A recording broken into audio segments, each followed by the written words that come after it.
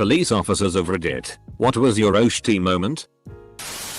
Kid drowned at a local pool, so I had to tag along with the ambulances for an investigation. I got there first and saw his father holding him crying and my heart sank. I ran over there and tried to perform CPR to the best of my ability for about 10 minutes before the ambulance arrived. He woke up right as it pulled onto our street. I proceeded to visit him in the hospital and now he swears he wants to be a police officer. Ex-cop from NSW Australian here. A guy once died in a motorcycle accident. We went to deliver the death message to his girlfriend. After reading the collision report, the truck driver said he just pulled straight in front of him like a deliberate suicide. She was not answering, so we forced entry. The shelves of the fridge were on the kitchen floor. Opening the fridge, we discovered multiple pillowcases with her cut up body inside. That was certainly an OSHT moment. Not me, but my grandpa was on the California Highway Patrol for 20 years. He always told the story of how he pulled over this guy for a busted taillight. My grandpa asks him for his license and registration. And the guy says, "How'd you catch me so fast?" Grandpa said the hair on the back of his neck never again stood up half so fast. Turned out the guy had robbed a bank not 5 minutes before. My older brother is a cop. He got a call about a suicidal teenager behind a school with a knife. He rolled up to the spot, and when the kid noticed him, he immediately started hacking at his own neck with the knife. My brother sprints over to him and tases him. Saved the kid's life. It's all on body cam. OSHT is fking wild. Edit. Few people have asked for a link of the video. I've only seen it one time. It's not public as far as I know. I pulled up on a teen sleeping in a vehicle at the end of a country road. When I ran the license plate, I found out that he was reported as a runaway. The doors on the vehicle were locked. So I knocked on the window to wake him up. Once he woke up and realized what was going on, he shot himself in the mouth with a rifle he had hidden under his blanket. Rough way to start my shift. We happened to be right on top of the scene when a carjacking with a gun call went out. I saw the car fishtailing in the snow half a block away. We started to chase, and the driver bailed immediately in the driveway of an apartment. I chased him up a hill while my partner ran around the building to cut him off. Just as I crested the hill, a shot rang out. He fired blindly behind him. The old "to whom it may concern" shot. We chased him through a church parking lot where the bingo game was just letting out. So no return fire. Caught him in a backyard behind the church. The department gave us nice plaques and cake. Was on a traffic stop. My sergeant came and backed me up due to having to possibly tow the vehicle. My sergeant's vehicle was behind mine and we were both in the right lane. My sergeant was sitting in his car and I exited my car to go talk to him. As I walked closer to his car, I heard a vehicle's engine rev all the way out, but I couldn't see it. For a split second I knew what was going to happen and though OSHT but couldn't react fast enough. The vehicle I heard smashed into the back of my sergeant's SUV, which struck me, throwing me into the road. The driver was completely hammered and didn't have a license. This happened last Sunday and I have surgery in a couple weeks for my knee and my sergeant has a broken back. Former MP here. Partner and I were riding around when we saw another unit dip into a weapons storage area. Figured, hey, let's see what they're up to. Rolled up to the gate and the guard says, "You guys here for the bomb leak?" I'm sorry. What? We are now. Hit the gas and went rolling in to find the fire department and all they're investigating. Had to evacuate the entire weapons area. Most of the supply area across the street as well as most of the flight line. Something like a 3,000 meter cordon. That was a fun day. Ended up just being sealant for anyone interested in the outcome. Not me. But my friend is a cop. He pulled up to accident scene once involving a motorcycle. Gets out of his car. Starts walking over and sees the guy's helmet. Figures he'll be nice and bring it over to the guy. Well, as it turns out, the guy was still in the helmet. My mate had an OSHT moment on his first week of solo traffic patrols. My grandfather retired from the police force a few years ago. One of his stories really stuck out to me. He answered a call for backup, that there was a guy up in a tower shooting at HT with his rifle. When my grandpa arrived, the man shot at his squad car. The bullet entered the roof and hit just above his shoulder, right through the shoulder strap on his uniform. Not me, but my brother-in-law. He gets a call that there's been an accident at a dark intersection where a lot people speed through. Arrives and finds he's the first responder and it's a really bad collision. Finds a 6-month-old infant thrown 20+ feet from the car. Mother is dead. He gives CPR to the baby, but the injuries are too damaging. The baby dies in his arms. Till today he insists on car seats. Boosters for kids until they're big enough. I don't think he's ever gotten over that baby dying. Edit. Thanks for the silver. But most importantly, put your kids in car seats and boosters. Late to the party. But I will say not a cop but the victim who got to watch. I was a truck driver in my former life. Was involved in a suicide by truck incident where guy killed himself and his son. After a couple HRS, I was unhurt physically. I was in the back of a cruiser giving my statement. The MTO, for my American neighbors, rolled up at that time and got out and started taking pics of my 18-wheeler and started to do a truck inspection. The cop I was dealing with got out of his cruiser and proceeded to tear that inspector a new asshole.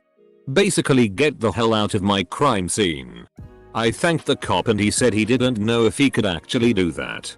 But no way was he letting charge me with anything. We were looking for a guy who stole guns from his ex and found him under a pile of clothes in a closet at a different house.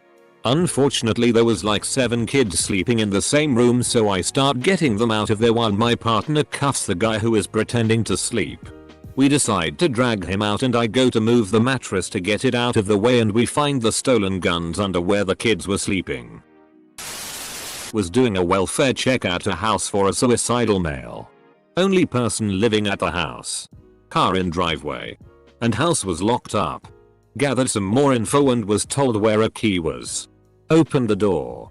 Announced myself and starting searching the house expecting to find a dead body. Opened a closet door and the guy was hiding in there with a rifle next to him. If he wanted me dead I wouldn't be typing this. Dude was having some issues. Sat and talked for about half an hour. Told me he heard me but didn't want to talk to anyone. Got him the help he needed. Edit. Whoa. This is overwhelming. Thank you all for the responses and kind words of encouragement. I will do my best to slowly work through some of the questions I see. My husband has been a police officer for over 20 years. One night he was patrolling the downtown area when he noticed a purse someone had left behind. He opened the bag to check for ID and found a turd. Some lady took a big ass tea in her handbag and left it behind. You'll talk about autopsies and burnt bodies. But that is the one story he would rather forget. Edit. Thank you for the gold and silver. I'm so happy my husband's story made so many of you laugh. I'm not a cop. But my younger brother is. On his first night out of field training. So the first night he's not riding with an instructor.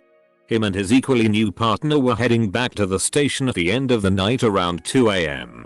He's driving down a major street and there are 2 SUVs hauling ass the other direction. All of a sudden someone leans out the rear window of the second vehicle and starts firing rounds from a rifle at his car heading opposite direction. Naturally they flip around and give chase. And call it out on the radio. He said it was either the fact that his partner was screaming his head off into the radio. Or the fact that it was the 2 rookies getting shot at. But the entire city's police force came down on them in about 2 minutes. They ended up catching both vehicles. Turns out it was some sort of dispute at a bar between the occupants of the SUVs. Vehicle 2 was chasing Vehicle 1. Saw the cops, who had no idea about any of it, coming the other way and decided to take it up a couple notches. Not me. But a drill sergeant I had in basic training. On her first shift. Her first call was a mom who had gone crazy. She bit the penis off her 6-year-old and used it to choke and kill her baby. It was a total bloodbath. Edit. I don't know what happened to the penis or the mom. My DS told us this story as a "yeah, you're an MP. But you will see crazy shitty type of lesson to get us to pay attention, and it worked." Edit 2. It happened in Fort Hood. TX. Honestly, all I know about the story are what I posted above. My cousin was an EMT in Buffalo when he was backing up a SWAT insertion. As he tells it, the OSHT moment was when he realized the gunfire he was hearing wasn't from the police. As a rookie, I was responding to an alarm at restaurant that was supposed to be haunted by a woman. The first officer that arrived was an older officer that didn't do much and didn't ever get excited on the radio. As soon as he arrived, he asked for a second unit in a high-pitched tone. As I pulled in, he had his shotgun out and he was leaned up over his hood. My first thought was, oh shit, someone is breaking in. When I ran up to him and asked what up, all he said was as he pulled up and his lights hit the building, a woman jumped off the roof and disappeared. He was clearly shook. Me and another officer checked the building and found no evidence that someone had been there. It made an impression on me and I never went back to the restaurant at night without another officer. My dad was a cop for about 19 years before what would be the first time he called me after a shift because he felt like out of my family I would be the only one would just listen. He got a call about a possible domestic violence out in the next county. And he was the closest unit. Short story. Crazy ass dad locked himself in the bathroom with his 7 and 3-year-old sons. Shot and killed both sons before killing himself. My dad got out of his car at the second shot and barely made it into the house at the third. He requested a transfer the next week. Not me, but a guy I know. Very junior cop. He has been on the police force maybe 5 years now. On his very first call ever, he responded to a suicide. When he arrived, he found a 16-year-old teenage girl who had opted to end her life by slitting her own throat. First and foremost, I can't imagine what brought the girl to do this. Extremely tragic. But I also can't fathom the mental strength required to be able to continue a career in the police force after kicking things off like that. Certainly demands respect for these individuals that serve. When I was responding to a simple trespass after warning call and upon me making contact with a trespassed individual, he charged myself and my zone partner with a pair of scissors. Not a cop, but an animal control officer. Got a call about a family dog that had been attacked an hour ago by something wild. Got there to find said family dog's skin rotting off with most of it gone and complete with maggots due to massive infection. Later found out it was from either chemical burn or boiling water poured on dog. 2 weeks ago. Dog was taken to ER and euthanized immediately due to only viable skin was skin on dog's head. Family still insisted it was a wild animal and it happened that night. I have no faith in humanity. When I was a trainee, we were waiting for a suspected car thief, as far as I know from the info we got from local police anyway. When he shows up and we get him stopped, we have officers approach from behind. Well, here I come with a shotgun and take up a position on the passenger side, thinking I'm being tactical by covering this angle. Well, instead of doing a textbook felony stop, which would involve taking a defensive position and ordering him to come to us with his hands up, these officers just approach the stolen vehicle from the driver's side and order him out at gunpoint. My OSHT moment was when I realized I was downrange of all these pistols and rifles, essentially looking down their barrels. To this day, I don't know if I'm dumb for being the one guy on the passenger side, or if these officers are dumb for not doing a standard felony extraction. Luckily, the guy came quietly. I was cleaning out a drug tacker-back box by my office one time. It's a metal box where people throw their old prescriptions so we can dispose of them properly. Usually people throw all manner of mundane items, sunscreen, vitamins, etc. But you run into a few opioids. On this evening, I reached into the box and felt a prick on my finger, and saw an uncapped syringe. My heart dropped, and I went to the bathroom and started squeezing blood out of the pinprick. With shaky hands, I called my dispatch and asked them to send a paramedic to the office. The medic came and consulted with the on-call doctor before she told me the chance of contracting something was very slim.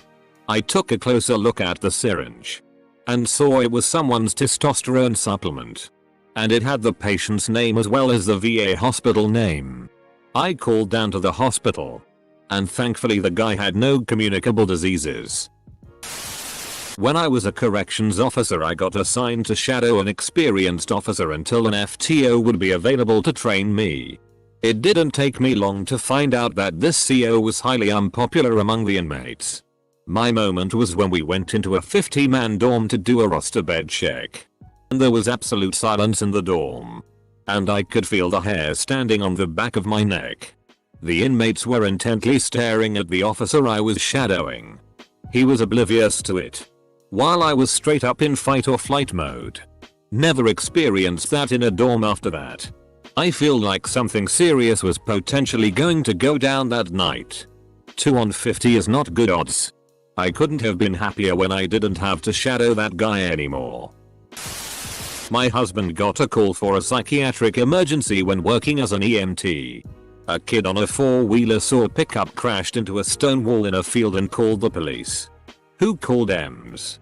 Apparently the driver had driven into the wall intentionally and stabbed himself in the abdomen as well. And then bled to death or died of head injuries until someone found him. As my SO was leaning in to turn off the engine, the truck ran out of gas. That was the weirdest one he's told me. For unattended deaths in my town, law enforcement is typically called in to make sure there's nothing suspicious going on before EMS coroner funeral home take over. One day in the dead of summer, when it had been in the 90s for a full week, we got a call about an unattended death. We get there and go into the front door, and instantly we know by the smell that this guy has been here a while. And the AC is not running. It's easily 90 degrees downstairs. But he's upstairs. He is normally a pretty big guy. Stats from DMV said something like 350 pounds, if I remember correctly. But he was ballooned up from the heat and decomposition and reminded me of a grey violet Beauregard from Willy Wonka. As they're trying to get him into the body bag, the skin starts slipping. Juices start oozing. The smell gets exponentially worse. That's about the point my sergeant decided we could wait until after the body was loaded to go back in. The image of that guy literally falling apart in the EMT's hands is something that will never leave me. Actually, another one which is a bit creepy too. Wrote a guy a DUI one night. Towed his car and seized his license, serving him with the form from the DMV which says that his license has been seized and that he has to show up to a hearing to determine whether the license will be suspended. Like any good form, the DMV form has boxes where I fill out this guy's information and carbon copies so I can keep a copy with the report. A few days later, a buddy of mine finds me. He got dispatched to a call of a suicide in the park. Man was found hanging from a tree.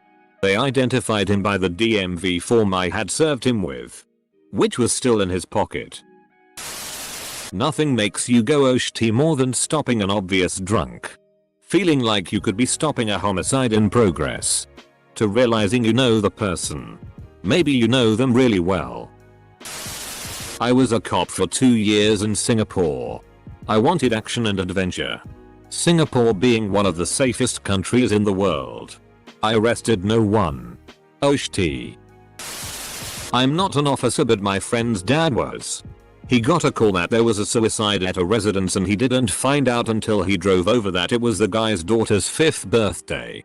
He got drunk with the other dads and they decided to play Russian roulette with a 1911. For those unaware, a 1911 is a semi-automatic pistol with a standard single stack magazine. You need a revolver with a rotating cylinder to play Russian roulette, because there is a 1/6 chance of getting shot if you only load one round into a revolver.